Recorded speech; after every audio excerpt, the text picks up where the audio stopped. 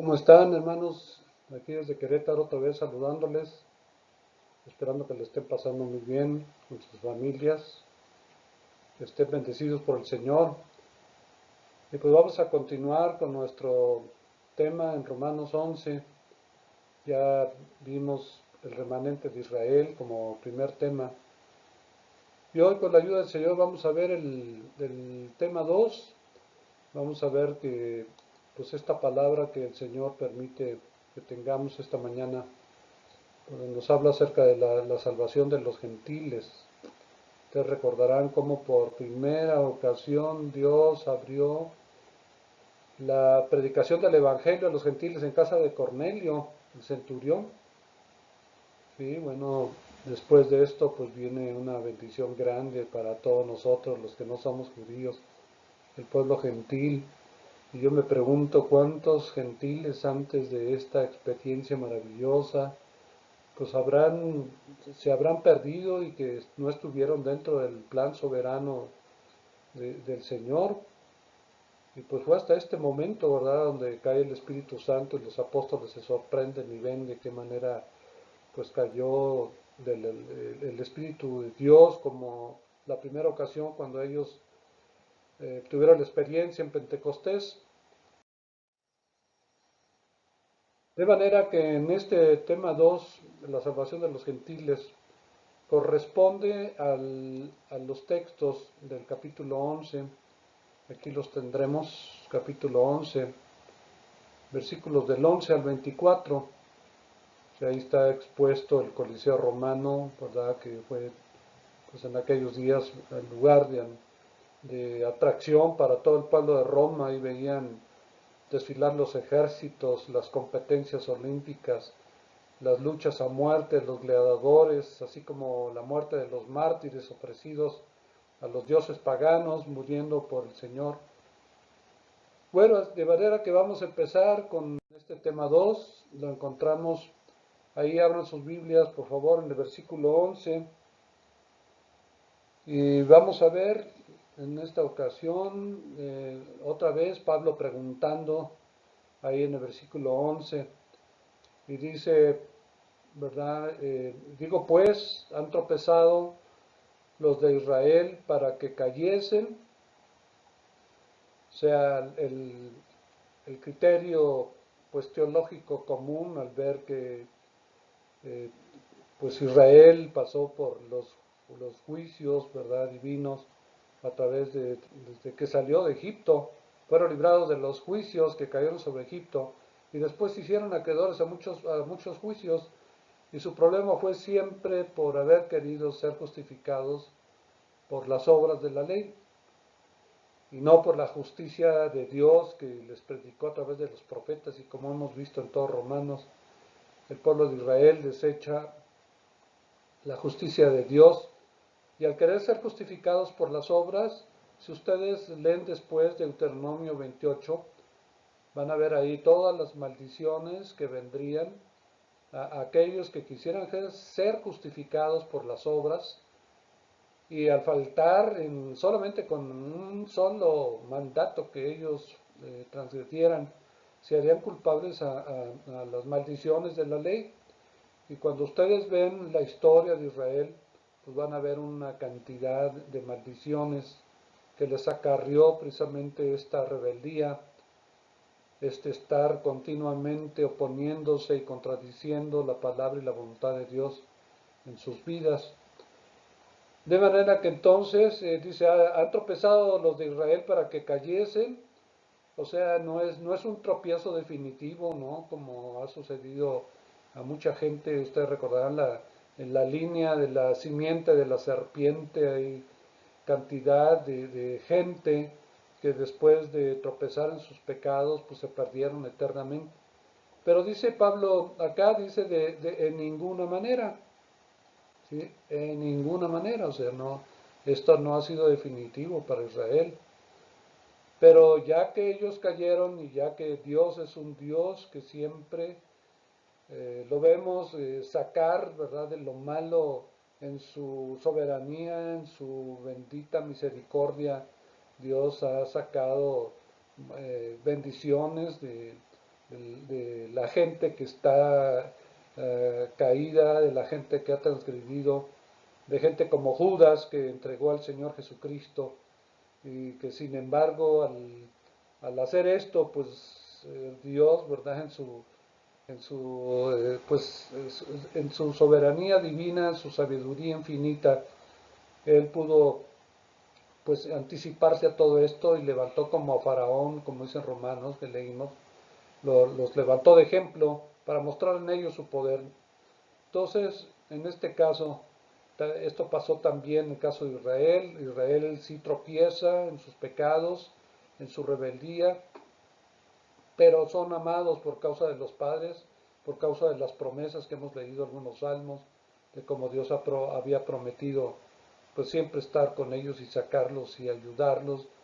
Y bueno, todo este juicio y esta disciplina, pues es el amor como para volverlos a los caminos divinos, a los caminos del Señor, para que no se apartaran y no fueran destruidos por el mal, por sus pecados, ya que pues así si tú ves a alguien que va caminando hacia un precipicio, pues tratas de detenerlo, ¿no? A como dé lugar.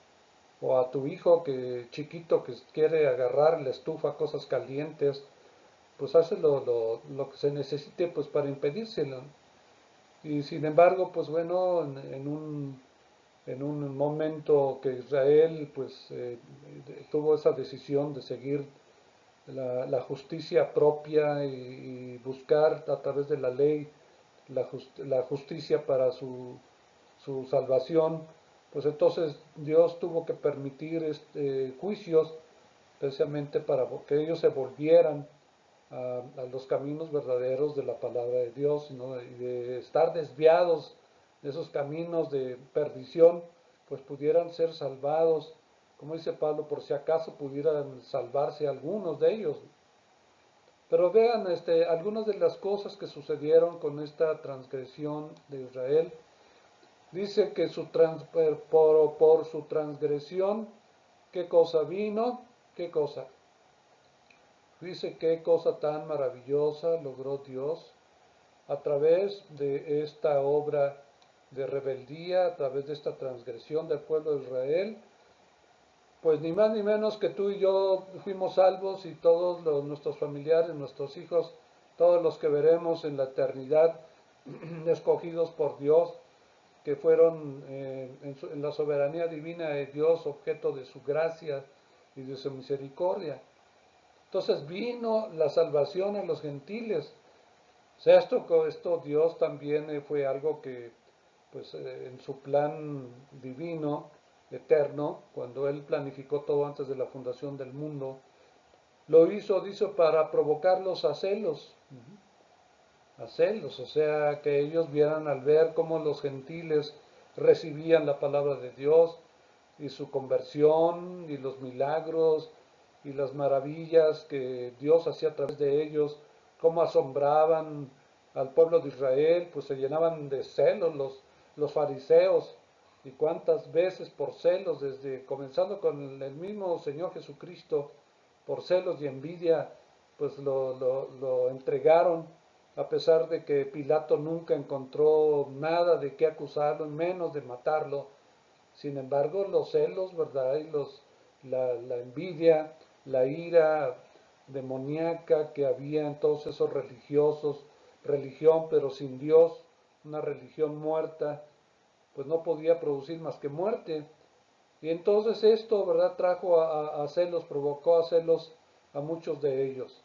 Entonces, uno de los propósitos que Dios tuvo en este juicio, pues también fue como que Dios pensó, dijo, pues aprovecho y de pasadita le voy a abrir la puerta ya a mis amados que escogí, a Alberto, a Tania, a Alejandro, a Armando, a todos aquellos que ellos son de la línea de la mujer, de hijos de la promesa, desde entonces de Isaac, ¿no?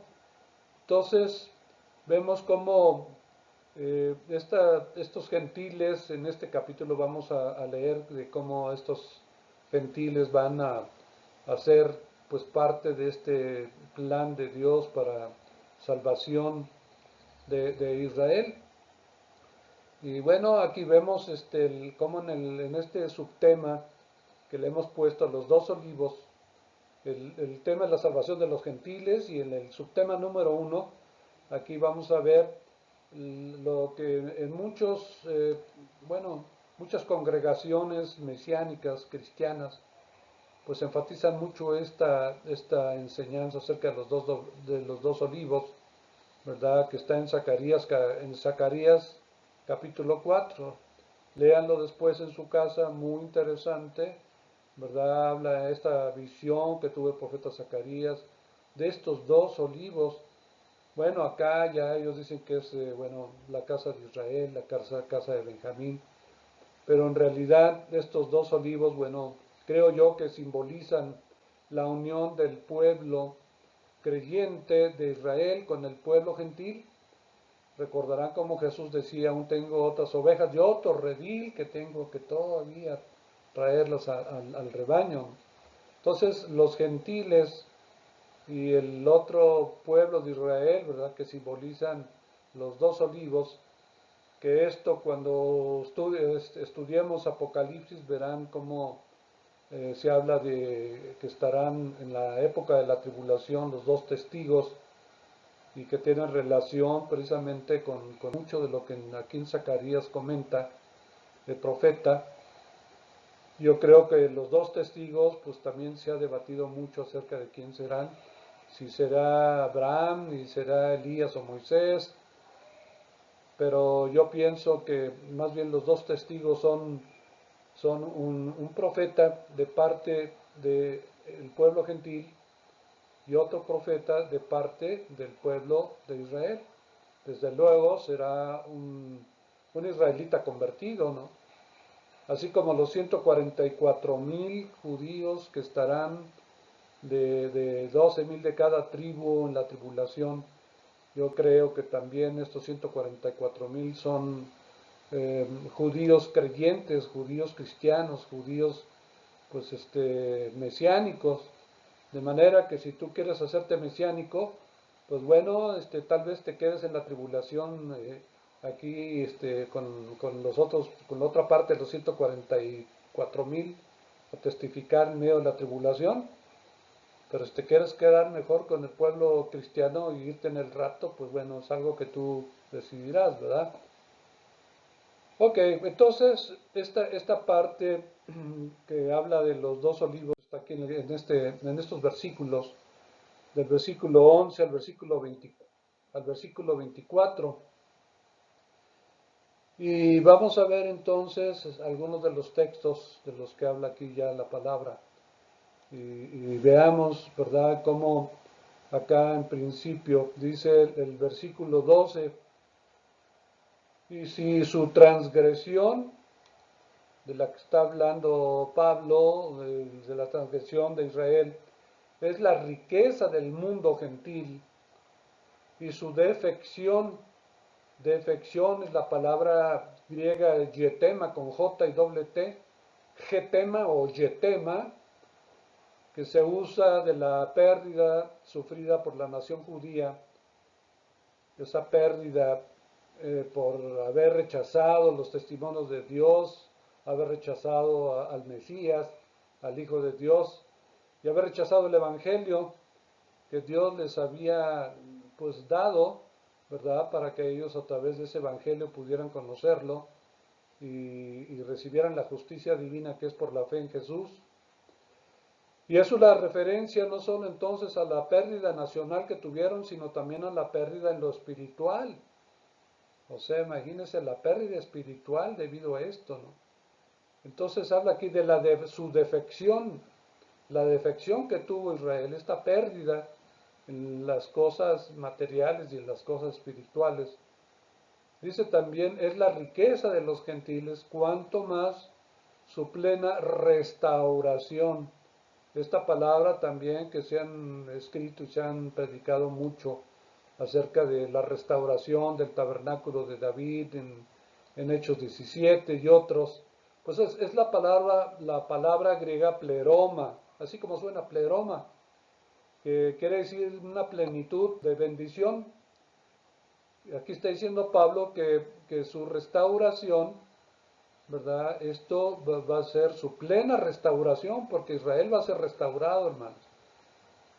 Israel que se encuentra bajo juicio y que está lejos de Dios y que está sufriendo las consecuencias de todo su pecado, pues va a sufrir todavía en la gran tribulación. De hecho, uno de los propósitos de la gran tribulación es traer a Israel, ¿verdad?, un encuentro con el verdadero Mesías, el Hijo de Dios, nuestro Señor Jesucristo, y entonces ser restaurado, ser esta pleroma, esta plenitud de bendición que se han perdido, vendrá cuando ellos sean restaurados como el verdadero pueblo de Dios.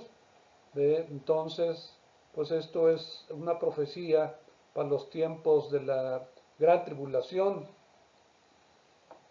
Y dice el versículo 13, porque a vosotros hablo gentiles. Aquí ya se está refiriendo a nosotros, el apóstol Pablo. Recordarán que él fue escogido por Dios, una elección que Dios hizo con este hombre que era perseguidor del pueblo cristiano, que se los llevaba arrastrando a los tribunales, que los juzgaban y los mataban, y que cuando murió Esteban, el primer quizás mártir, por lo menos más público, pues él estaba ahí a los pies de esto, ¿verdad? Y bueno, esta obra de misericordia, porque Dios del que quiere tiene misericordia. Entonces, nos habla aquí Pablo, dice, por cuanto yo soy apóstol a los gentiles, Dios lo escoge para ser un misionero, un enviado a los gentiles, a todos aquellos que no fueran judíos. Pero sin embargo también pues siguió predicándoles a los judíos, rebatiéndoles y también mostrándoles por las escrituras que Jesucristo era el verdadero Mesías. Y pues bueno, esto entonces dice Pablo, pues esto honra su ministerio, ¿no? Porque pues por todo lo que fue en su vida antes de conocer al Señor, Dios lo tuvo por su gracia. Dice a mí que yo soy el más pequeño de los apóstoles, por cuanto yo perseguía la iglesia del Señor. Dios tuvo misericordia de mí, me llamó y me dio este ministerio tremendo, ¿no? Un ministerio poderoso, de mucha bendición, de grande gracia y de mensaje a través del cual ganó a muchísimas miles de personas para el Señor.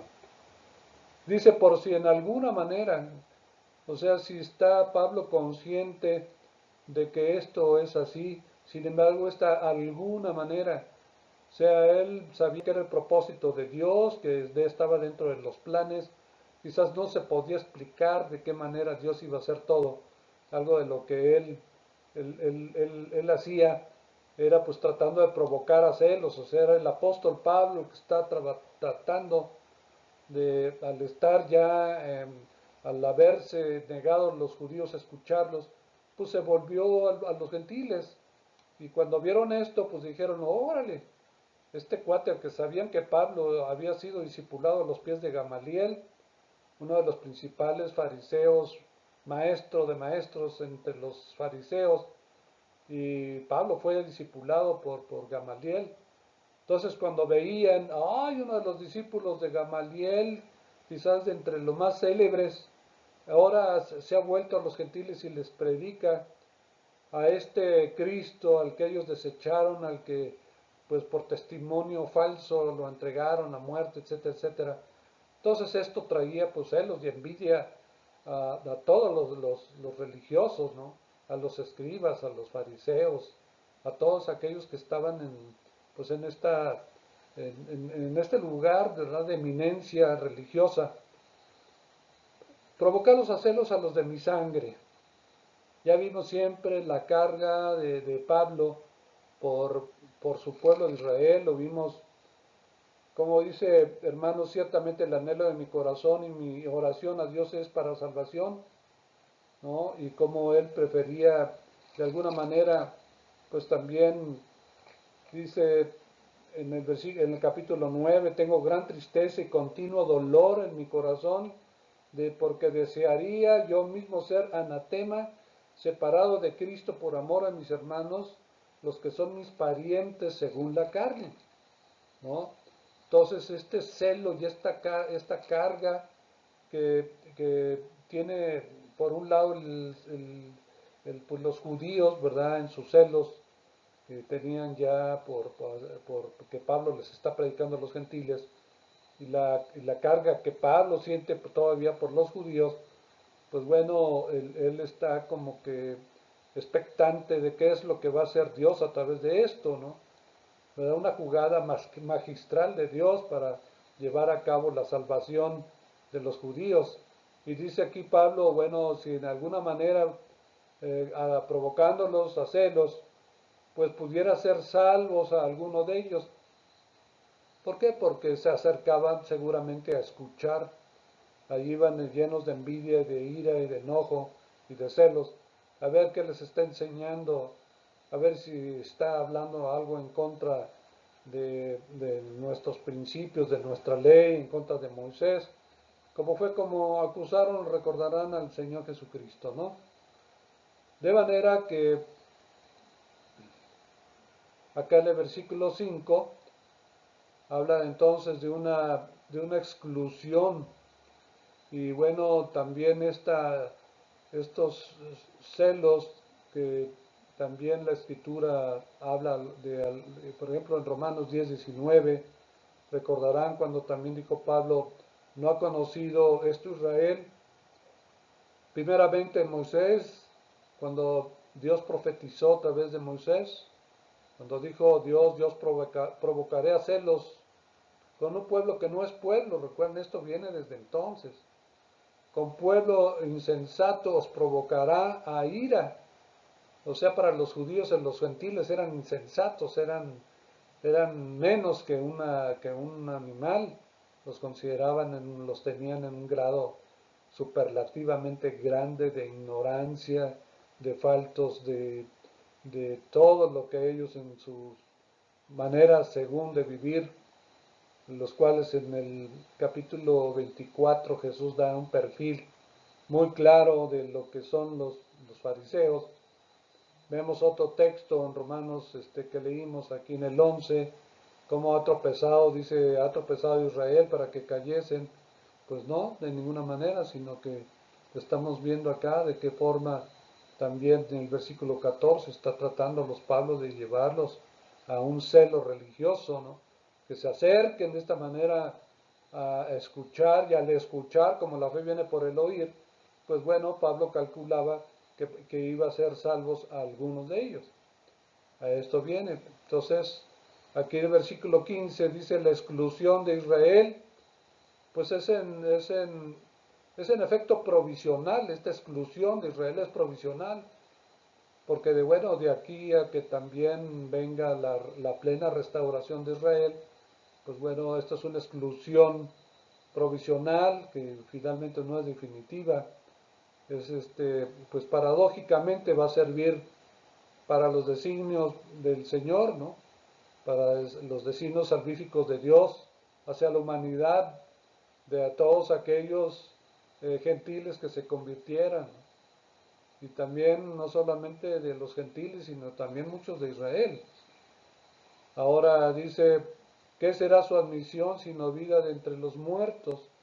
Aquí pues una obra también de rescate, de cuando pasas de muerte a vida, pues es una resurrección, ¿no? No física, pero sí espiritual. Estando muerto en delitos, Dios nos dio vida, dice Pablo en el libro de Gálatas, y lo cerciora en Efesios, en Romanos, vemos esta doctrina.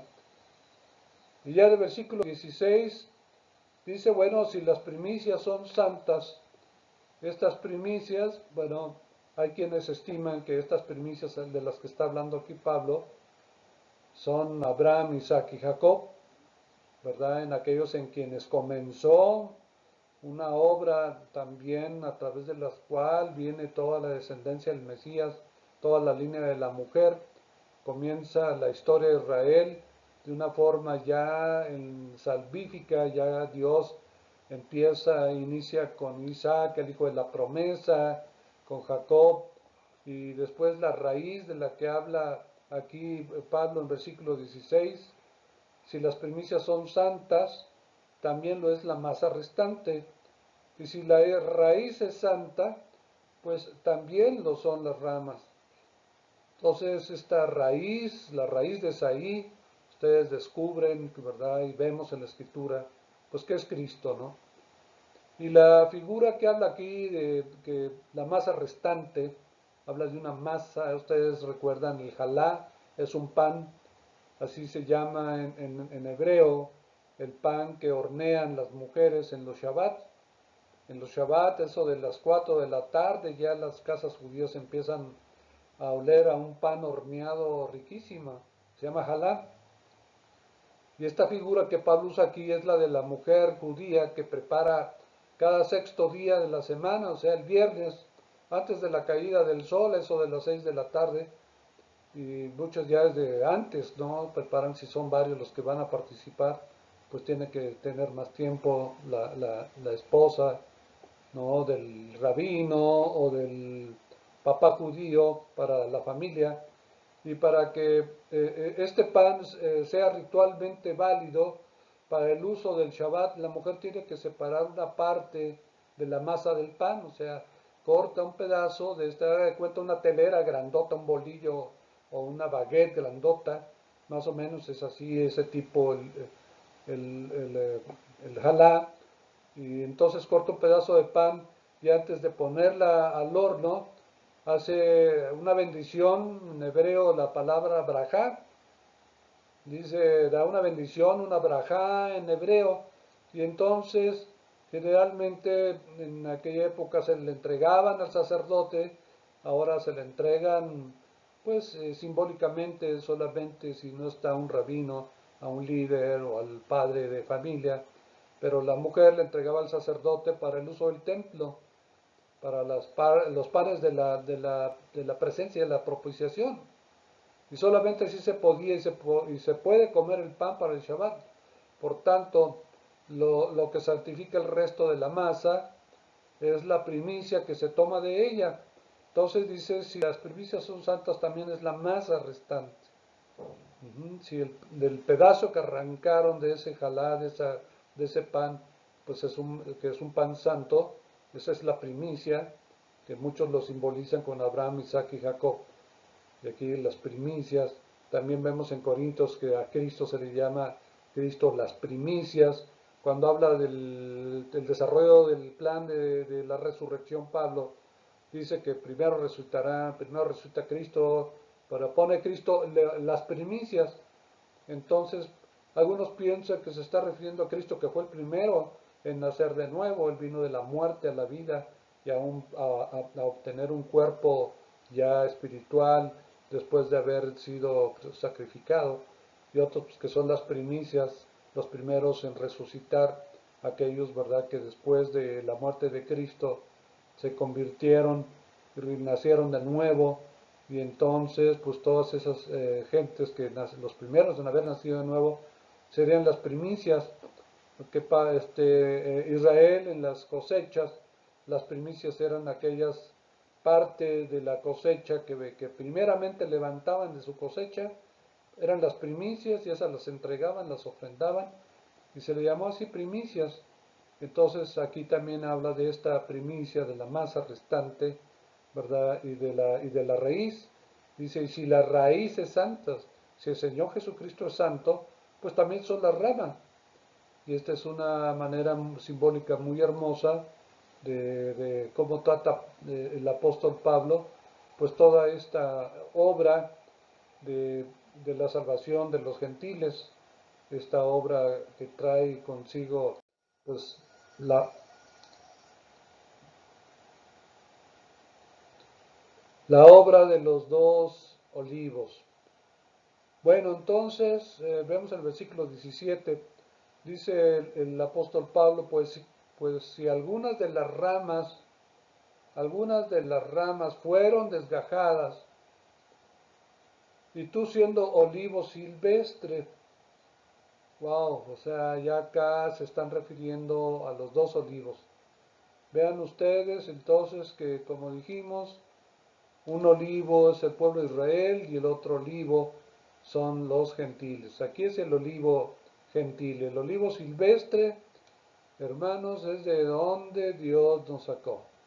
Estábamos injertados en el olivo silvestre, no era el verdadero olivo, no estábamos injertados en el lugar a donde Dios nos llevó. En sus propósitos eternos estábamos ya preparados, estábamos elegidos, predestinados para esto, ¿no? Para que fuéramos de un olivo al otro, arrancados del olivo silvestre y injertados en el olivo verdadero. Pero dice, si alguna de las ramas fueron desgajadas, esto siendo olivo silvestre, ha sido injertado, ¿sí? Es como hacen muchos, ¿verdad? Injertan en un árbol algunas ramas para que ese árbol pues, pueda producir mejores resultados con una nueva savia, una rama que ya está marchita, que se corta, pues a veces injertan otra, o a veces esperan a que de la misma rama surja otra, ¿no? Del mismo tronco. Dice, ha sido injertado en lugar de ellas y ha sido hecho. Esta es la obra que Dios hizo a través de su Espíritu Santo en nuestras vidas. Fuimos hechos participantes.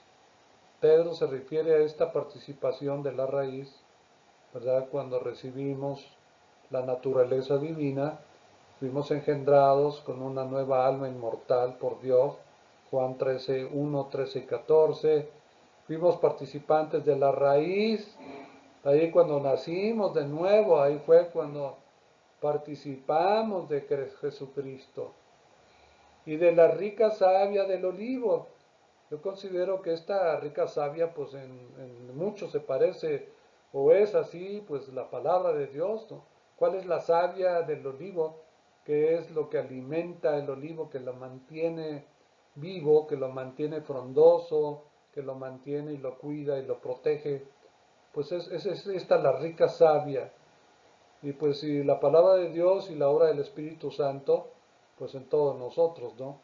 Haciendo entonces, estando muertos y delitos y pecados, pertenecíamos a este olivo silvestre, entonces pues Dios nos arrancó de ese olivo silvestre y entonces nos hizo participantes, nos injertó en el olivo verdadero, en el olivo, ¿verdad? Que forma parte ya pues Israel y ya de los dos hombres hizo un solo hombre, siendo un solo pueblo, y al unirse los gentiles al pueblo de Israel, pues somos un solo pueblo de Dios, formado por gentiles y judíos, convertidos. Pero entonces Pablo habla acá a los gentiles que están, pues algunos de ellos todavía no han sido discipulados, no han pasado todavía por mucho tiempo en su vida como creyentes, y les recomienda que no se jacten contra las ramas. O sea, al más o menos descubrir que son verdaderamente hijos de Dios y ver que los judíos que tienen la ley, las promesas, a través de ellos vino el Mesías, pues no conocen a Cristo, no forman parte todavía del cuerpo de Cristo, pues empiezan a jactar, se jactaban muchos de ellos, y a creerse mucho, ¿no? Presumir mucho de su posición. Entonces Pablo se dio cuenta y los exhorta de aquí de una manera muy, muy clara: no te jactes contra las ramas. Y si te jactas, sabe que no sustentas tú a la raíz. O sea, la raíz que ellos están, pues, en la que ellos están verdaderamente, pues, esperando esas promesas de Dios que finalmente se llevarán en Apocalipsis a cabo cuando todo Israel será salvo. Mientras tanto, pues están sustentados por la raíz, por el mismo Jesús. Jesús era judío, de padres judíos, era también descendiente de Abraham, de la promesa de Isaac. Pero él dice entonces, Pablo, a los gentiles: no se jacten en contra de los judíos. ¿Sí? Si te jactas, sabe que tú no sustentas a la raíz. O sea, date cuenta realmente que es Dios a través de Cristo que te está sustentando. O sea, lo que tienes, lo que ahora eres, pues aprende que todo es por la gracia del Señor, no por ti mismo. No se debe a los logros tuyos. Pues las ramas, dirás, fueron desgajadas para que yo fuese injertado.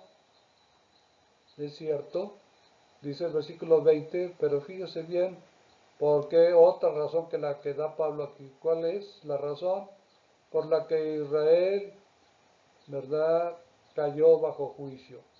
Dice Pablo, fueron desgajadas, o sea, fueron pues todos esos judíos rebeldes que vivieron buscando ser justificados por las obras, pues también se perdieron, ¿no? O sea, Dios no tenía en mente salvar a cada uno y a todos los del pueblo de Israel a través de la historia.